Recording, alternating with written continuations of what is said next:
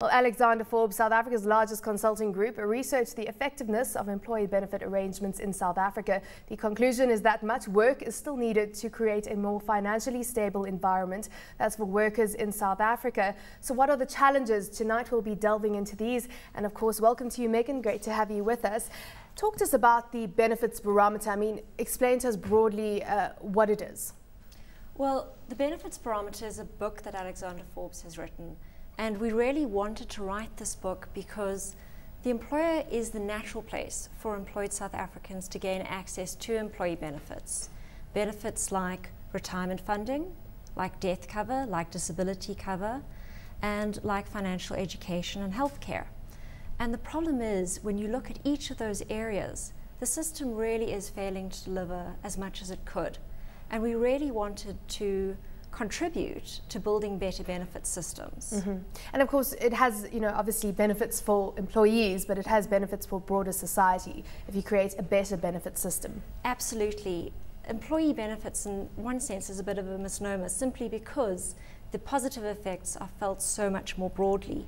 For example, employers benefit by having happy, healthy workers who are more productive.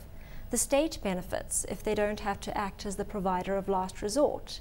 And of course, unions also play a role in this environment because they too can provide employees with employee benefits. You just look at the state of the financial world right now, and people being quite financially stretched. Medical insurance is expensive, people don't feel that they're earning enough to compensate for overall inflation. Everyone's getting stretched from every angle, and ultimately it seems that the employee benefits system as it stands right now appears to be failing.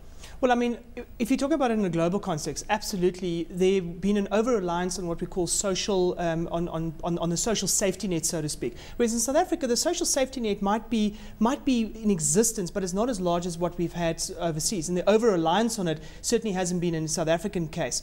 But what we are seeing is we're seeing employers and employees for the first time saying around some critical issues. What do we need to do in order to make sure different industry groups work better, and how can we as a specific corporate within an industry group, what are some of the issues that we maybe have in common with other people in our industry group?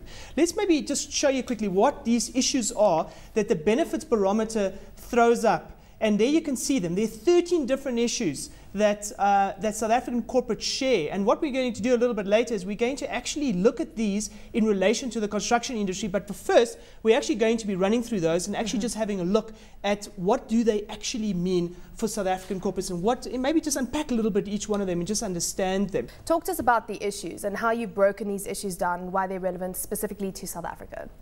Well, what we did is we analyzed some of our data that we have at Alexander Forbes, and we looked at about 1 million lives in retirement funds, over about 1,000 different retirement funds. And when we looked at the data, it was very obvious that we were seeing very definite problems and very distinct problems cropping up in different areas.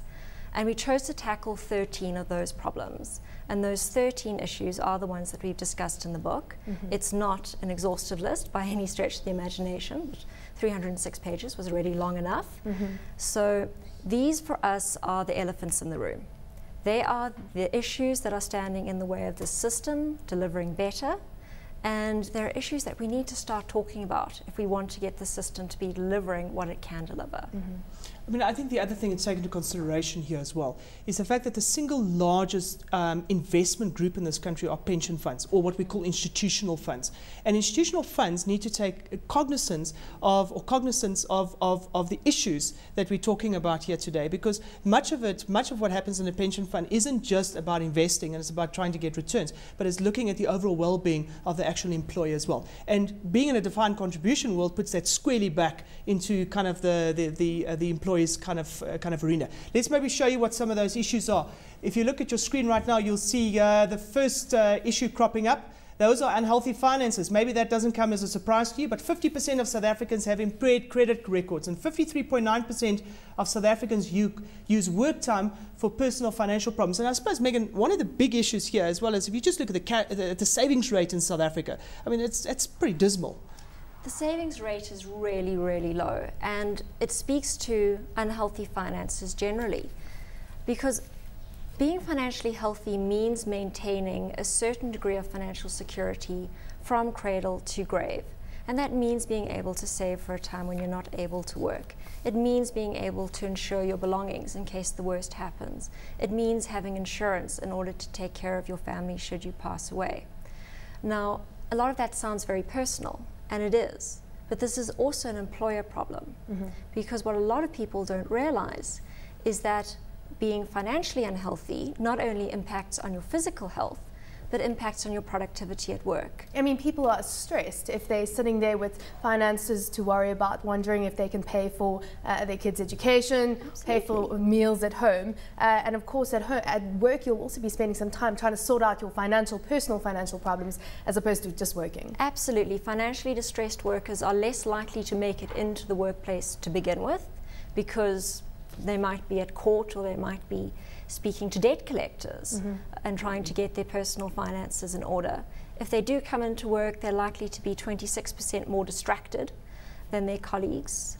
In fact, distracting your colleagues is another negative consequence of unhealthy finances. And generally they get less healthy physically as the stress builds. So how does this need to be taken into account when you're talking about employee benefits?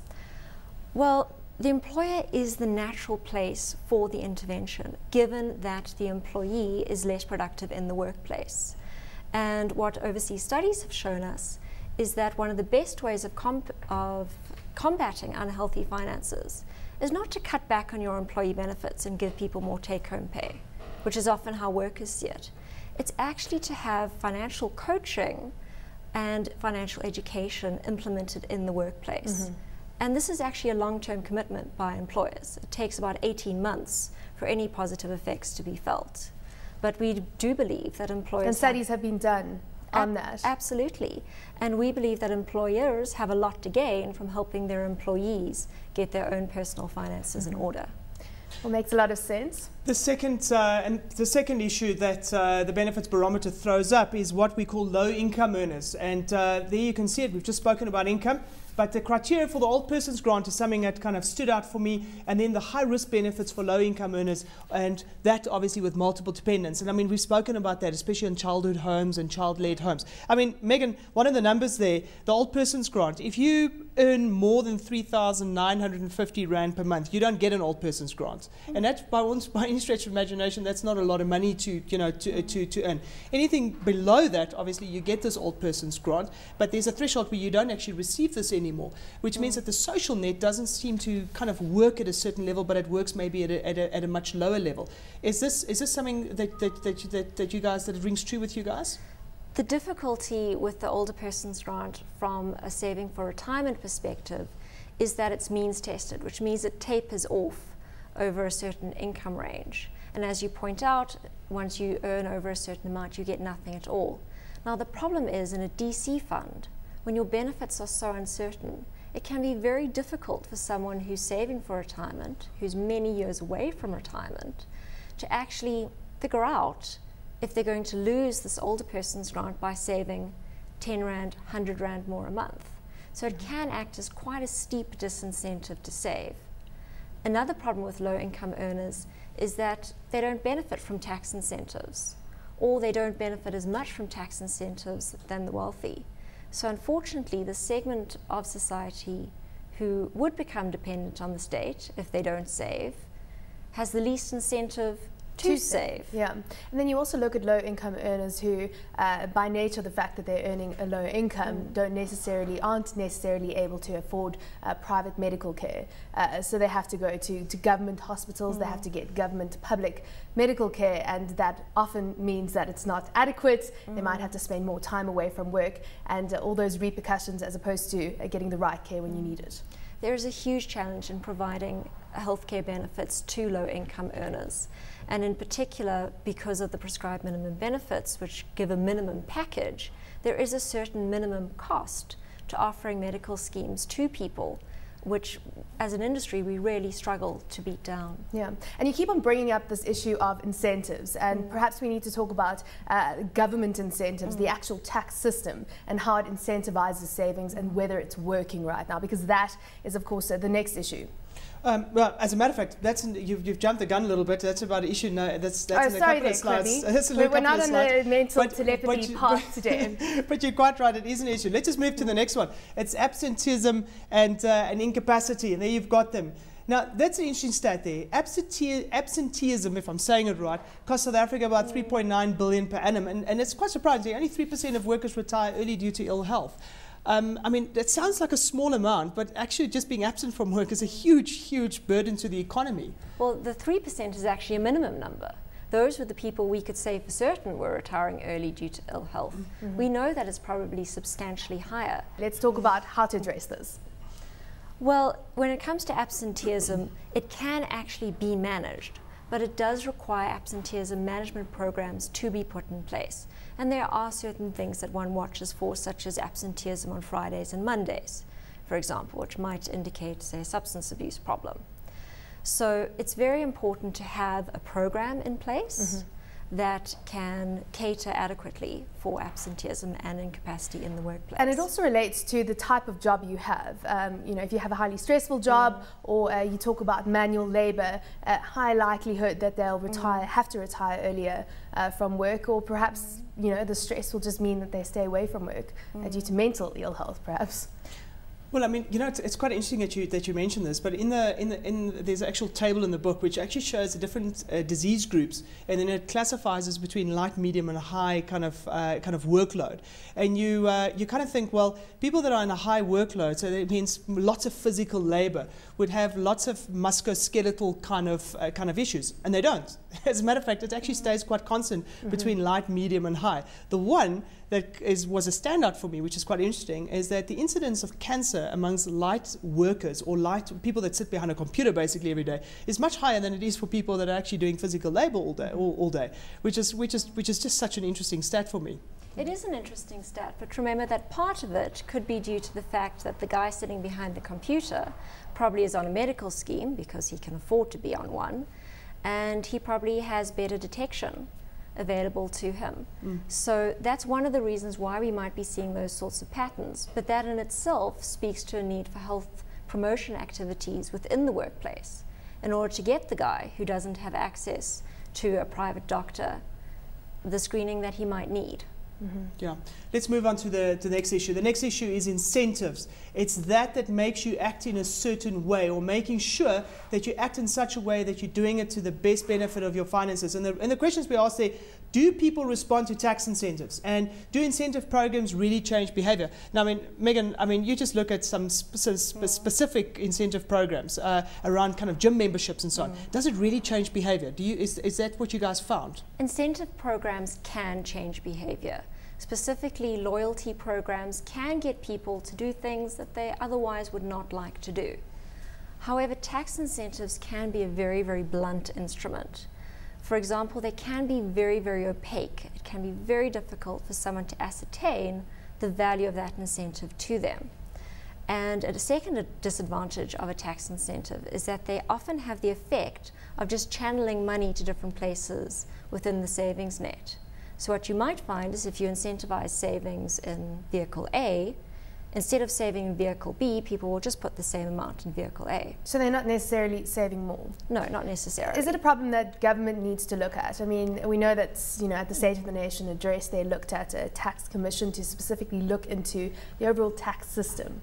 Perhaps an issue that government needs to look at how they're incentivizing taxes, how they're incentivizing savings. Absolutely, it needs to be looked at, and particularly from an equity point of view, in that wealthier savers are currently much more incentivized than poorer savers. I mean, you know, the interesting for me is that if you just look at South Africa's workforce, okay, we've got 13 million people that are employed at the moment in South Africa, of which about half of those are basically covered through, you know, kind of employee benefits schemes. The rest of them are literally not covered at all. As a matter of fact, look at your screen quickly, and you'll see there what we call temporary and informal workers, and you can see kind of some of those issues at play over there. Firstly, less than half of South Africa's labour force has access to retirement and healthcare benefits. That means only 6 million out of the odd 50 million people in South Africa. And then obviously the cost of contribution and collection of that obviously changes, obviously, because sometimes it dwindles. The contributions become so small relative to the cost of actually collecting it. There's going to be no service providers in order to provide that benefit. But very important part of the South African system when it comes to employment and employees. So you have to address the issue of informal workers and the fact that they don't feel that they're being adequately remunerated for their work. Absolutely. You have 1 to 2 million informal workers and about 3 to 4 million temporary workers in South Africa, and many of them have virtually no benefits coverage at all. But it's very challenging to actually meet with these people and to design products for them that actually meet their needs. But what we do know is that cost is going to be very important. We need to make it as affordable as possible in order to get these people into the savings net.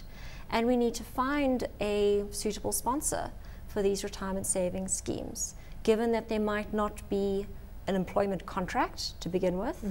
If there is an employment contract, someone might have multiple employers, and whose responsibility would it be to make sure that those contributions are paid across? And the other issue that I think is taken into consideration here is that if you're a high-level worker, but you're a temporary worker, you basically treat your pension fund savings exactly the same as what a low-level worker would do. I mean, often I've sat with and done consulting work to younger members on funds, and they'd say to me, look, you know what? Don't worry about saving for the long term. Live for now. I could take my retirement fund benefit, and I could literally go overseas. Why worry about this now?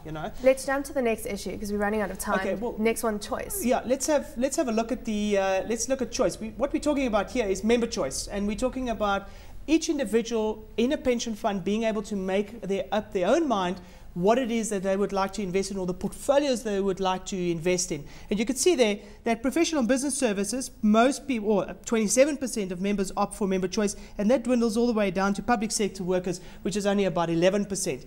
And I think the interesting stat here for me is that often trustees of pension funds sit down and say, well, you know what, let's make member choice available. And it's not always the right thing to do. Yeah. No, absolutely. Choice is expensive to offer in a fund. It requires a lot of thinking beforehand as to how the choices are designed, and it comes with an administrative cost. And the problem is, as you point out, that if you're doing well, about a quarter of your members are actually exercising the choice. And often when people do exercise the choice, they don't exercise it appropriately. So you have to look at how to offer them choices, but guide them towards the optimal choice. Absolutely, and it can't be seen as some sort of paternalistic, thou shalt do this or thou shalt do that. We need to offer people choices and then, as you point out, nudge them towards where they need to be. And that takes a tremendous amount of very careful fund design. Yeah. Very quickly, you've got 30 seconds, bricks and books. Okay, well, I think this is something that is close to anybody's heart in South Africa. We're talking about housing, and we're talking about a shelter for people, and then we're talking about education. And there's just a simple chart showing Maslow's hierarchy. When you get to achievement need, that's fantastic, but you need to make sure that you get the bottom stuff right, which is kind of psychological needs and safety needs. If you don't have a roof over your head, you can't self-actualize.